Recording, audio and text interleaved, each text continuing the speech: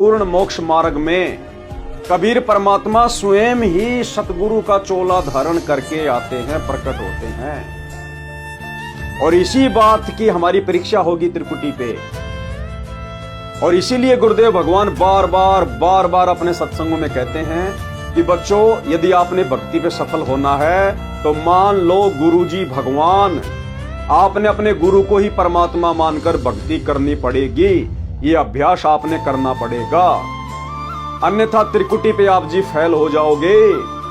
यदि आपने त्रिकुटी पर अपने गुरु के अलावा किसी और में परमात्मा देख लिया तो गुरु वहां हमारी परीक्षा लेगा।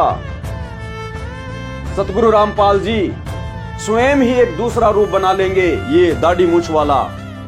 यहां तो आप जी फोटो देख रहे हैं, त्रिकुटी पर बिल्कुल चलेगा, बोलेगा हट्टा कट्टा हमारे गुरुदेव भगवान की तरह, और हमारे गुरुदेव के बराबर में आके खड़ा हो जाएगा। क्योंकि गुरुजी हमारी परीक्षा लेंगे वहां पर कि पृथ्वी लोक पर भक्ति करते करते इन्होंने अपने गुरु को परमात्मा माना है या फिर इस दाढ़ी मूछ वाली नकली मुर्दा फोटो को परमात्मा माना है।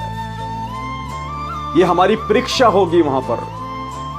हर युग में हम इसी प्रकार से फेल होते आ रहे हैं। और यदि त्रिकुटी पर इस परीक्षा में हमने जरा भी आस्था, जरा भी समर्पण अगर इस दाढ़ी मूछ वाली कबीर जी की समझे जाने वाली मुर्दा फोटो के प्रति दिखा दिया, दर्शा दिया, जरा भी यदि हमारी आस्था हो गई कि हो कबीर भगवान खड़े हैं, जय हो कबीर भगवान की, अगर दंडवत भी कर दिया, अगर इस भाव से भी आपने अपने मन में विचार प्रकट कर लिए, ओ हो गुरुजी के बराबर में कबीर भगवान खड़े हैं, जय हो बंदी छोड़ की, हे परमात्मा हमने तो आपको केवल फोटो में देखा था, यहां तो हमने आपको साक्षात देख लिया। गए काम से उसी समय फैल, परमात्मा रिजेक्ट कर देगा कि नालायक, नीचे पृथ्वी पर तेगरे को सैकड़ों साल यही ज्ञान दिया था क्या? हर सत्संग में बार बार समझाया जाता था कि गुरु को परमात्मा मानना पड़ेगा, गुरु को परमात्मा मानना पड़ेगा। और यदि त्रिकुटी पर वो कबीर परमात्मा जिसे तुम कबीर भगवान मानते हो, अगर वो भी मेरे बराबर में आके खड़ा हो जाए, और यदि तुमने उसकी तरफ देख भी लिया, इस दाढ़ी मूछ वाले की तरफ अगर हमने देख भी लिया, उसी समय हम रिजेक्ट हो जाएंगे। हमने तो अपने गुरु को ही सब कुछ मानना पड़ेगा कि अगर ये भी कोई भगवान है छोटा मोटा, तो ये भी हमारे गुरुजी के अंदर ही है, हमारे गुरुजी के थल्ले थल्ले है।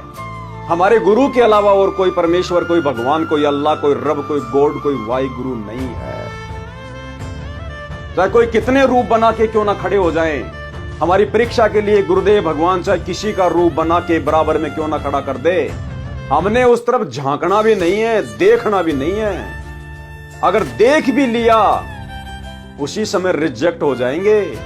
एक छोटा सा सत्संग जो दास आपको बार बार सुनाता है कि त्रिकुटी पर परमात्मा कैसे हमारी परीक्षा लेगा, सुनिए सत्संग। गुरु और गोविंद दोनों खड़े हैं, वहां मान लीजिए परमात्मा दोनों रूप बना के खड़ा हो जा, एक दास का रूप और दूसरा अपना ओरिजिनल रूप। तो कहते हैं वहां भी परीक्षा होगी, किसके लागू पाए। सबसे पहले कहते बलिहारी गुरु अपना, जिन गोविंदियों मिलाए। अपने गुरु जी के ही चरणों में गिरना, वहां पर परमात्मा की तरफ अगर झांक भी लिया, उधर साक्ष होगी तो वो रिजेक्ट करेंगे आपको। यहां भी ऐसा ही होगा। सबसे पहले कहते बलिहारी गुरु अपना, जिन गोविंदियों मिलाए। अपने गुरु जी के ही चरणों में गिरना, वहां पर परमात्मा की तरफ अगर झांक भी लिया, उधर साक्ष होगी तो वो रिजेक्ट करेंगे आपको। यहां भी ऐसा ही होगा। तो वहां गुरु जी के ही चरणों में समर्पित होना है, तो भगवान प्रसन्न। तो भाई और बहनों, ये सत्संग सुन के आपके समझ में आ गया होगा कि हमने अपने गुरु को ही परमेश्वर कबीर जी मानना पड़ेगा। और भाई त्रिकुटी पर हम अपने गुरु को परमात्मा उसी समय मान पाएंगे जब इस पृथ्वी लोक पर वर्तमान में भक्ति करते करते हम इस कबीर जी की समझे जाने वाली मुर्दा फोटो को रिजेक्ट कर देंगे, अपने घर से बाहर निकाल देंगे, अपने दरबार से बाहर निकाल देंगे, अपने गले के लॉकेट से बाहर निकाल देंगे। जून के महीने में इसका कबीर प्रकट दिवस मनाना बंद कर देंगे। हम इसमें भगवान देखना बंद कर देंगे, हम इसके दर्शन भी नहीं करना चाहेंगे, हम इसको दंडवत प्रणाम भी नहीं करेंगे भूलकर। केवल अपने गुरु को ही सब कुछ मानेंगे, कबीर भगवान मानेंगे, सतलोक का राजा मानेंगे, भक्ति और मुक्ति का